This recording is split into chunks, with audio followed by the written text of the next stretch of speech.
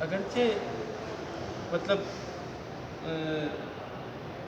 اس میں یوں نہیں کہہ سکتے ہیں کہ ہمارا دل سخت ہے، اگرچہ ایک توجہ نہیں ہوتی یا ایک مطلب ایک ہر بندے کا ایک اپنا معاملہ ہوتا ہے، تو انسان کوشش کرے کہ جب تلاوت پڑھے، تلاوت کرے، وہ تلاوت سنے، یعنی اپنے اندر ایک رقت لانے کی کوشش کرے، ایک اللہ تعالیٰ کے خوف کو اپنے اندر مطلب پیدا کرنے کی کوشش کرے۔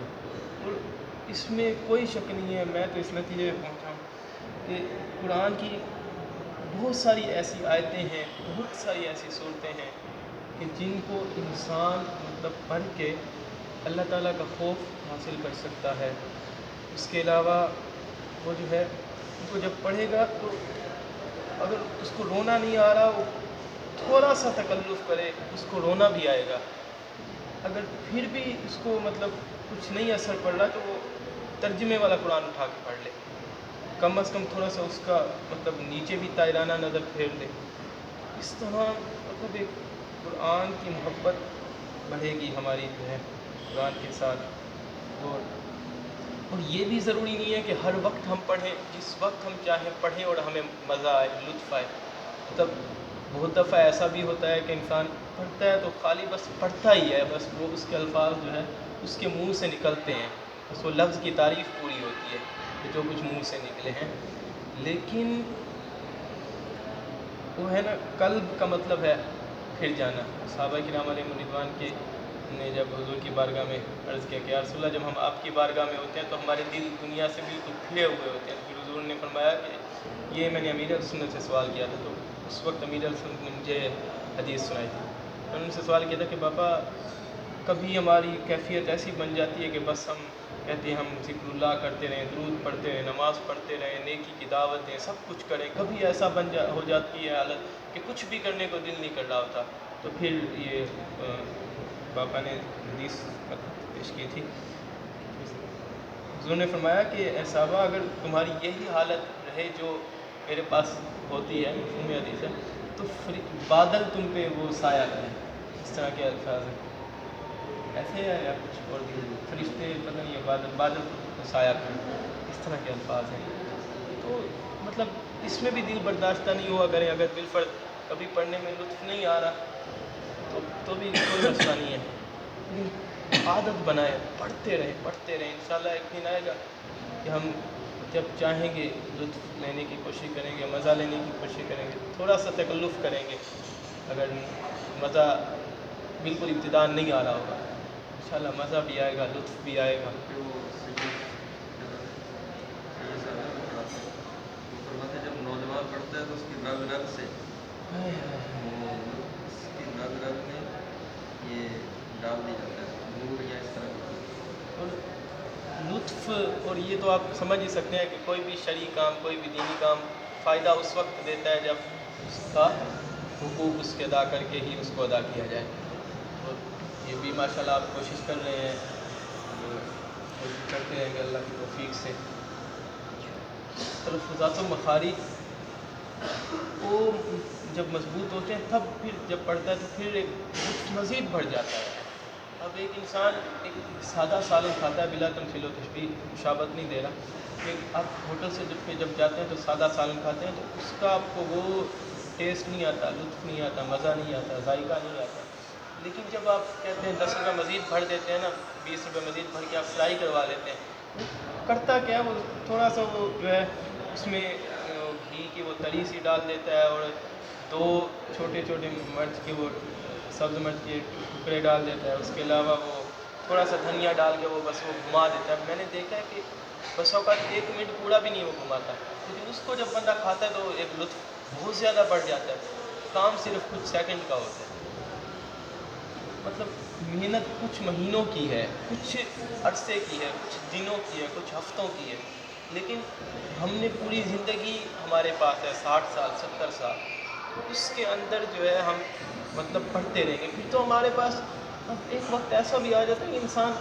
بے بس ہو جاتا ہے، مطلب اس کے پاس وقت نہیں ہوتا، چاہتے ہوئے بھی وہ کچھ نہیں کر سک رہا ہوتا، ایسے ایسے معاملات آ جاتے ہیں نا، مطلب میں اپنے دوستوں کو مثالیں دیتا رہتا ہوں، عابد بھائی مجھے کہا کہ یار یقین کریں آپ خوش نصیب ہیں، آپ جامعہ کی چار دیواری کے اندر رہ رہے ہیں. جامعہ کی چار دیواری کے اندر مطلب مسائل ہیں، اگرچہ اس کا انکار نہیں ہے، لیکن یہ مسائل وہ ہیں کہ جو مطلب جن کا سلوشن موجود ہوتا ہے، حل انسان کر لیتا ہے. لیکن جو دنیا کے اندر رہ رہا ہوتا ہے نا، اگرچہ وہ جامعہ کا طالب العلم ہی ہوتا ہے، لیکن دنیا کے اندر مطلب ایسے ایسے مسائل پیش آ جاتے ہیں، کبھی کوئی ٹینشن، کبھی کوئی پریشانی، کبھی کوئی مسئلہ، مطلب انسان بے بس سی کیفیت پیدا ہو جاتی ہے، مطلب ایک نا امیدی سی آ جاتی ہے. پھر وہ آیت بھی اللہ کرے یاد آ جائے. میں تو کوشش کرتا ہوں مجھے بھی فضل تعالیٰ یاد آ بھی جاتی ہے، کئی دفعہ میں بھی مطلب ڈگمگ ہو جاتا ہوں، لا تقنطوا من رحمت اللہ. پھر وہ اس طرح کی انسان آیتیں ذہن میں لائے.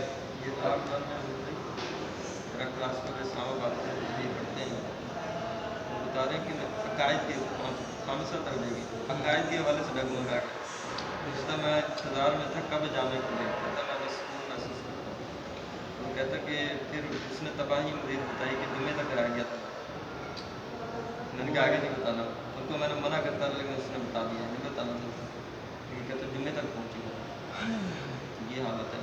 اور میں خود ہل گیا تھا، میں نے کہا میں خود ہل گیا لاک ڈاؤن، لیکن میں نے کتابوں کو نہیں چھوڑا، کتابوں کو پڑھتا رہا. لیکن نوسط ہوتی گناہ میں، اس نے جو تباہی مچائی ہے نا، وہ میں بھول نہیں سکتا کہ لاک ڈاؤن میں کیا بربادی ہے. پھر مجھے وہ تصور بھی آتا ہے سپرنگ دبا ہے 2 سال کا. ان شاء اللہ مجھے ایک لحاظ سے اللہ نے اگر انسان کو کچھ بھی کیا تو بلند ہوگا سپرنگ ان شاء اللہ. وہ ہے نا، یا ایھا الانسان ما غرک بربک الکریم الذی خلقک فسواک فعدلک فی ای صورۃ ما شاء رکبک. چلیں یار، باتیں تو ہوتی رہیں گی، سب ہمیں پتہ ہے. یہ تو ایک یعنی بس اوقات مطلب جذبات ایسے بن جاتے ہیں، کیفیات ایسی بن جاتی ہیں، مطلب احساسات ایسے بن جاتے ہیں، مطلب ایک یعنی انسان کے دل چاہ رہا ہوتا ہے، مطلب دل سے باتیں نکل رہی ہوتی ہیں نا. اور مطلب یوں نہیں ہے کہ بس اوقات تیاری کے ساتھ بھی الفاظ نہیں نکل رہے ہوتے. اب میں وہ ایک معاملہ دیکھ کے مجھے جیسے وہ آ کے بتایا نا بچے نے کہ ماموں کا انتقال ہو گیا، اعلان کر دیا، مجھے یقین ہی نہیں ہو رہا. یعنی مجھے مطلب ایسی کیفیت بن رہی تھی کہ مجھے یقین نہیں ہو رہا تھا. اور یقین کریں 3-4 دن پہلے اللہ کرے مجھے مطلب پتہ نہیں کیا ہوا، میرے ایک خیال ذہن میں اٹھا. میں نے کہا کئی دنوں سے بیچارہ نمازیں پڑھنے بھی نہیں آ رہا نہ. فجر کا تو وہ پکا تھا، فجر کے بعد قرآن اس کا تلاوت پڑھتی تھی اکثر، مطلب وہ بیٹھ کے تلاوت کرتا تھا، اور کوئی کرے نہ کرے نماز سے پہلے کرتا تھا. میرے ذہن میں یقین کی یہ خیال ہے، میں نے کہا لگتا ہے گزر جائیں گے ان کے ساتھ. ایسے میں عشاء کے بعد نہیں چاہتا کچھ تو ملنے کے لیے بتایا انتقال.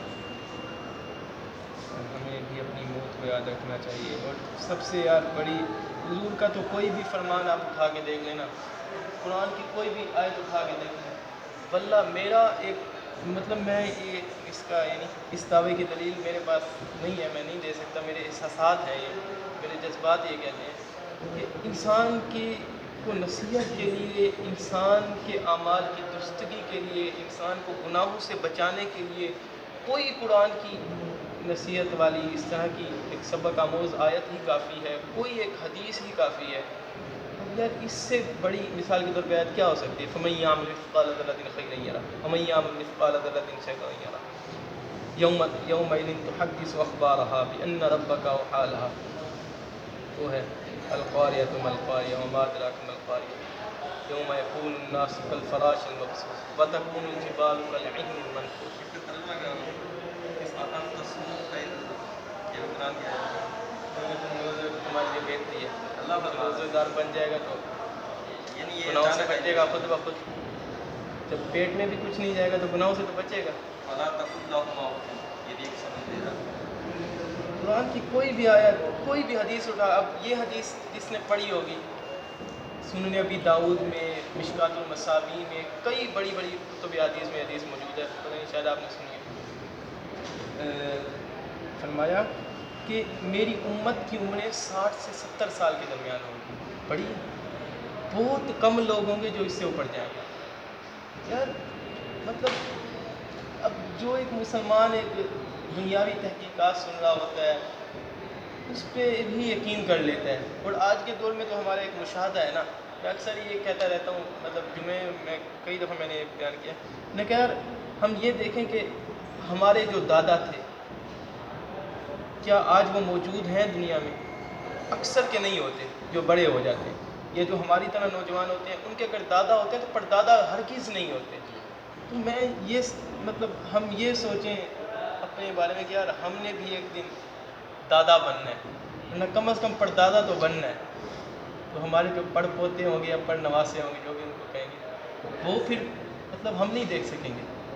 ایسا کام کر جائیں، ایسی مطلب محنت کر جائیں اللہ کی رضا کے لیے، ایسی کوئی مطلب نیکیاں کر جائیں کہ یار مرنے کے بعد بھی ہمیں لوگ ہمارے لیے کوئی اصالِ ثواب کرے کہ یار ہمارے گھرانے میں ہمارے جو ہے مطلب دادا تھے، ہمارے پردادا تھے ماشاءاللہ بہت اچھا قرآن پڑھتے تھے. کیا خیال ہے آج مفتی احمد یار خان نعیمی رحمۃ اللہ تعالیٰ علیہ کے جو نواسے ہوں گے، پڑ نواسے، پڑ پوتے وغیرہ وغیرہ، فخر نہیں کرتے ہوں گے؟ یقیناً کرتے ہیں. آج خواجہ حسین رضوی صاحب رحمہ اللہ، اب ان کے بیٹے کتنا فخر کرتے ہیں اپنے والد پہ. اسی طرح مطلب جن کو بھی آپ اٹھا کے دیکھ لیں، اعلیٰ حضرت کے جو اب ان کی نسل میں باقی ہیں، ان کو کیا مطلب کتنی خوشی ہوتی ہوگی، اور ان کی اولاد کو کتنی خوشی ہوتی ہوگی. ورنہ اب ایسے بھی ہیں مطلب کہ بہت بڑے بڑے انہوں نے دنیاوی کارنامے سر انجام دیے لیکن دینی نہیں تھے. اب ان کا نام نشان باقی نہیں ہے، مٹ گیا ان کا نام. نام اگرچہ ہے لیکن خیر کے لفظوں میں نہیں ہے، بھلائی کے لفظوں میں نہیں ہے، شر کے لفظوں میں ہے. ان کا جب بھی ذکر کیا جاتا ہے، اب یزید کا ذکر تو پوری دنیا کرتی ہے، پوری دنیا اس کو جانتی ہے، اس کی مطلب جو اس نے حرام خوریاں کی یا اس کو مطلب جو بھی اس نے برے کام سر انجام دیا اس کو کون نہیں جانتا، سب جانتے ہیں. لیکن ایسا کام کر جائیں ہم، قرآن کی تلاوت ایسی کریں کہ یار بس بندہ کہے کہ یار کوئی ساتھ اگر جا رہا ہو تو وہ کہ یار اے کاش مجھے بھی ایسا قرآن پڑھنے کی اللہ توفیق عطا فرما.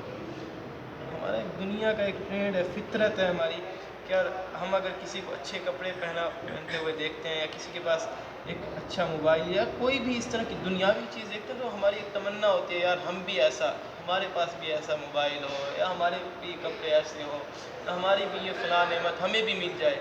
لیکن اس نعمت میں مجھے بڑا دکھ لگتا ہے. اللہ مجھے بھی جذبہ دے، مجھے بھی توفیق دے، شوق دے، مزید احساس دے